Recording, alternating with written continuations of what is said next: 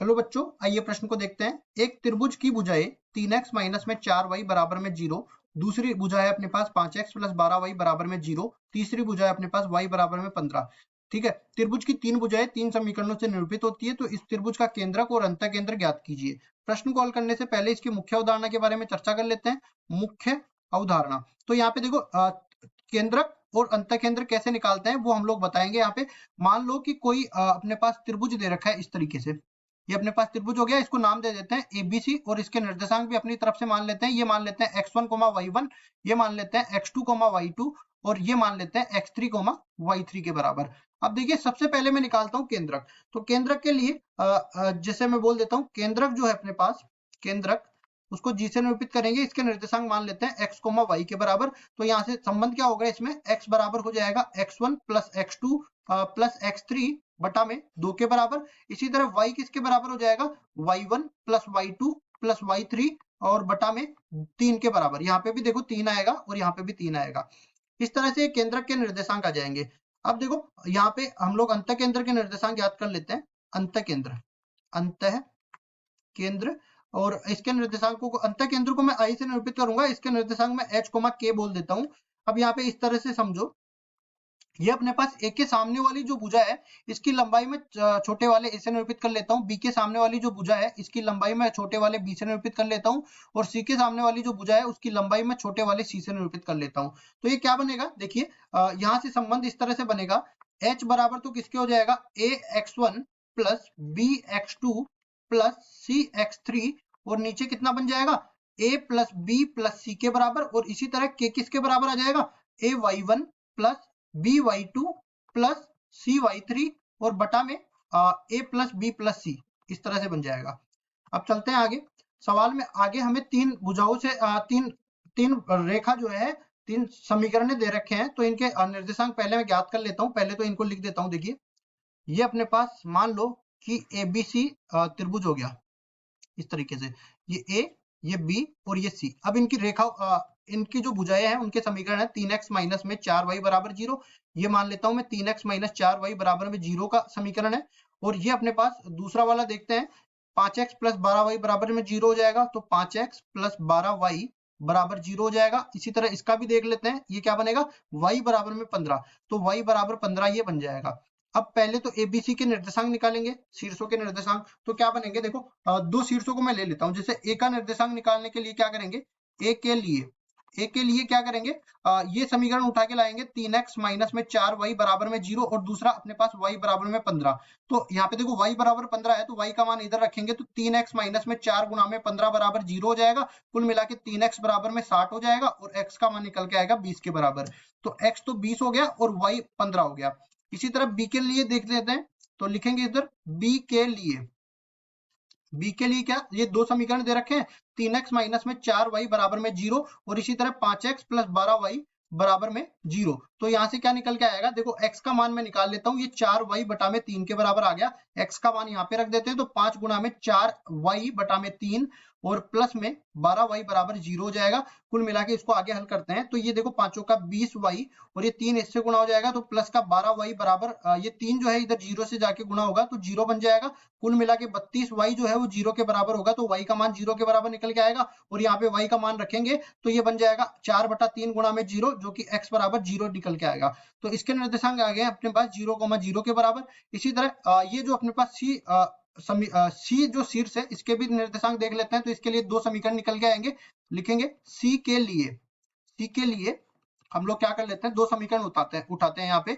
y बराबर 15 वाला समीकरण है और दूसरा 5x प्लस 12y बराबर में 0। तो y का मान 15 इसमें रखेंगे, तो ये क्या बनेगा, 5x प्लस 12 गुना में 15 बराबर में 0 हो जाएगा। इसके बाद देखो 5x बराबर में 12 और 15 को गुणा करेंगे, तो देखो 15 दूनी 30 और 15 एकम 15, 15 और 3 18, 180 माइनस के साथ में। अब x का मान निकालेंगे तो ये किसके बराबर बनेगा, देखो माइनस 180 बटा में x हो जाएगा, मतलब 5 के बराबर हो जाएगा। और यहाँ पे भाग लगेगा, तो लिखते हैं इसको x बराबर में 5 तिया 15, 3 बार जाएगा, माइनस का आएगा इसके साथ। और यहाँ पे 3 हासिल बच गई, 3 30 हो जाएगा, 5 छिंगा 30, तो 36 बच गया। तो इसके निर्देशांक क्या बच जाएंगे, माइनस 36,15 के बराबर। अब ये तीनों शीर्षों के निर्देशांक आ गए। अब एक एक करके मैं सारे मान निकालूंगा। सबसे पहले केंद्रक GXY, इसको मैं बोल देता हूं केंद्रक। तो केंद्रक के लिए यहाँ से देख लेते हैं ए के निर्देशांक कितने हैं। ए के निर्देशांक है अपने पास देखो 20,15, तो लिखते हैं 20,15। और बी के निर्देशांक कितने हैं। बी के निर्देशांक अपने पास है 0,0 और -36,15, तो लिखते हैं इसको भी 0,0। और सी के निर्देशांक है माइनस में 36,15 के बराबर। अब देखिए केंद्रक में x बराबर किसके हो जाएगा, x1 + x2 + x3, तो 20 + 0 माइनस में 36 बटा में 3 के बराबर ये बन जाएगा। कुल मिला के इसको आगे हल करेंगे तो 20 - 36 माइनस में 16 बटा में 3 बराबर हो जाएगा। अब y का मान भी निकाल लेंगे तो ये क्या बन जाएगा, देखो 15 + 0 + 15 और बटा में 3 के बराबर ये बन जाएगा। 15 और 15 30, 30 बटा में 3 मतलब कि 10 के बराबर निकल के आ गया। अब केंद्रक के निर्देशांक क्या निकल के आ गए, इसको लिख भी देते हैं। जी अपने पास केंद्रक के निर्देशांक आ गए माइनस में 16 बटा 3 और माइनस में 16 बटा 3 कोमा 10 के बराबर ये निकल के आ गया। अब देखो अंतः केंद्र के लिए चलते हैं। लिखते हैं यहाँ पे अंतः केंद्र, इसके निर्देशांक निकालेंगे। तो इसके निर्देशांक निकालने के लिए क्या होगा, देखिए सबसे पहले तो मैं इसको आई से निरूपित करूंगा। इसके निर्देशांक h, k मान लेता हूं। और यहाँ पे देखो पहले तो मैं इनकी भुजाओं की लंबाइयां निकालूंगा। तो भुजाओं की लंबाइयां कैसे निकालते हैं, देखो सबसे पहले मैं ए के सामने वाली जो भुजा है वो BC के बराबर होगी। तो BC को मैंने क्या माना, ये छोटे वाले ए के बराबर, फिर ये छोटे वाले बी के बराबर और ये छोटे वाले सी के बराबर। तो सबसे पहले मैं क्या करूंगा, ए का मान निकालूंगा 0,0 और -36,15 के बीच की दूरी।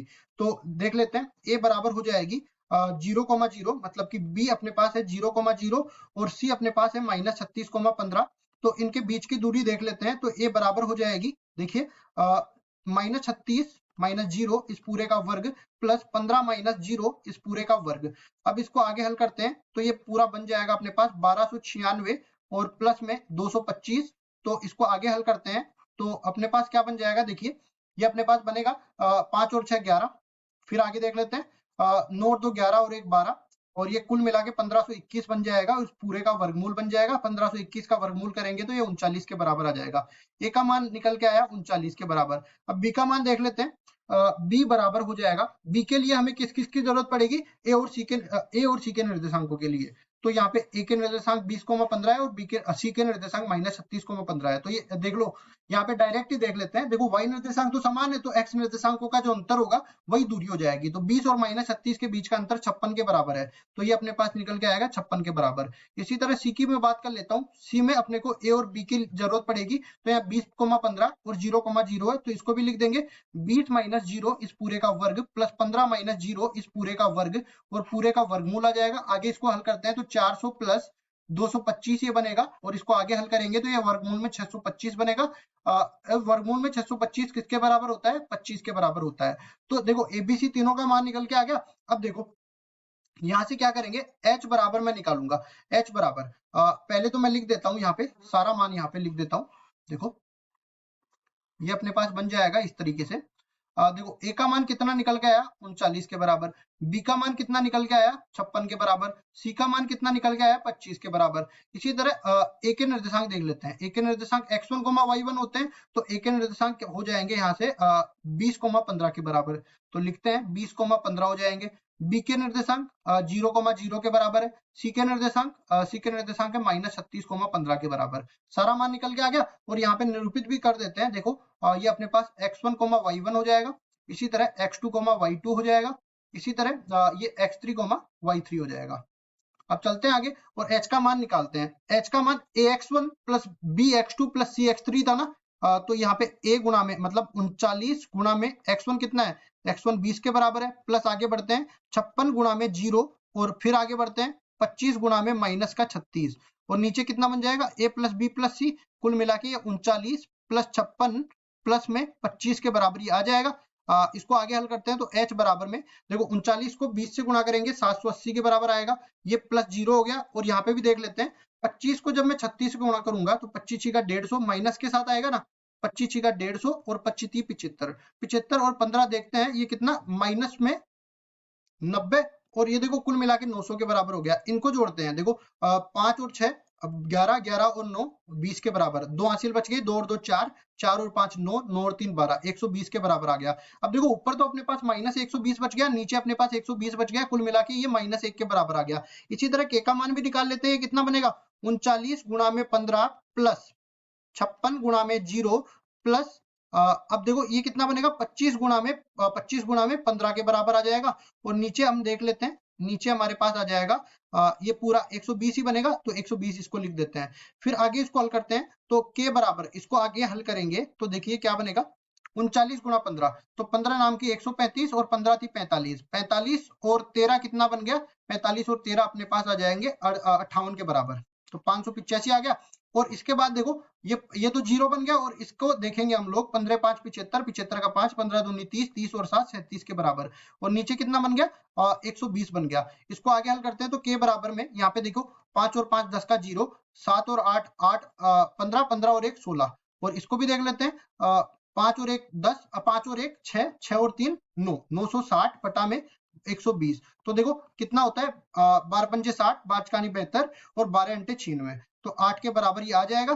तो h का मान -1 निकल के आया और k का मान 8 के बराबर निकल के आया। आई इसको मैंने माना था h, k, तो -1, 8 के बराबर ये निकल के आ गया अंत केंद्र के निर्देशांक। इसी तरह अपने पास केंद्रक के निर्देशांक आए थे -16 बटा 3, 10 के बराबर, ये दोनों ही हमें निकालने थे, तो यही हमारे उत्तर हो जाएंगे। आशा करता हूँ ये सवाल आपको समझ में आया होगा। धन्यवाद।